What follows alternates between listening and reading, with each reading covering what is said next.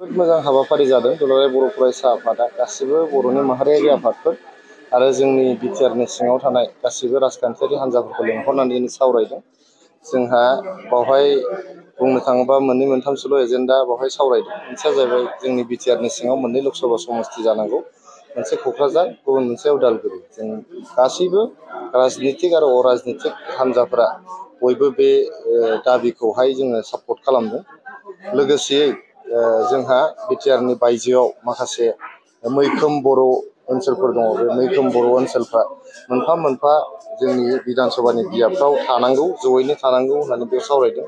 लोगोसेयै जोंहा बिटिआरनि सिङाव जिखिनि एसेम्बलि समस्तिफोर जादों बेयाव माखासे मोनफा मोननै गामि बा बेबायदि भिसिडिसिफ्रा बबेबा मोनसे एसेम्बलि समस्तिजों थानो लुबैनाय माखासे दाबि दावाफोर बेयाव दङ। बेफोरखौ लानानै दिनै सावरायदों, जोबोद मोजां सावरायनाय जादों बेवहाय। आरो दुलाराय बर' फरायसा आफादा साननैसोनि गेजेरावनो इलेक्सन कमिसन अफ इन्डियाखौ लोगो हमगोन आरो बिथांमोना गावनि मेम'रेन्डामखौहाय साबमिट खालामगोन आरो बे मेम'रेन्डामाव जों बयनिबो मदद दंखायो। जों बेवहाय बयबो सिगनेचार होदों। जिहेतु लुगैनाय बायदि जुदि दानि बे बियाब दाफामफिननाय जे हाबाफारि बेखौहाय गभर्नमेन्टआ खालामा, बेखौ इलेक्सन कमिसन अफ इन्डियासो खालामो।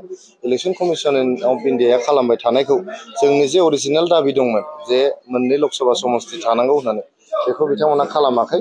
दा बेखौ खालामथारनांगौ होननानै जों नारसिनथारगोन। जिहेतु समाय दङ, 11 तारिख जुलाइसिम जोङो गासिबो जोंनि माबाखौ क्लेमस एन्ड अबजेक्सनखौ होनांगौ। आरो जों खोनानायाव 20 आरो 21 तारिख जुलाइआव इलेक्सन कमिसन अफ इन्डिया हियारिंनि थाखाय फैगोन। होमबा जोङो बेखौ नारसिनथारगोन जेरैखि जाया।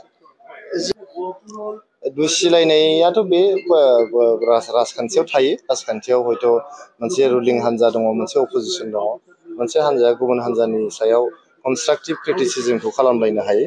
खालि बे अमा जानाय, जौ लोंनाय बेफोर जिनिसखौ बुंलायनाया बारा थिग नङा आरोखि।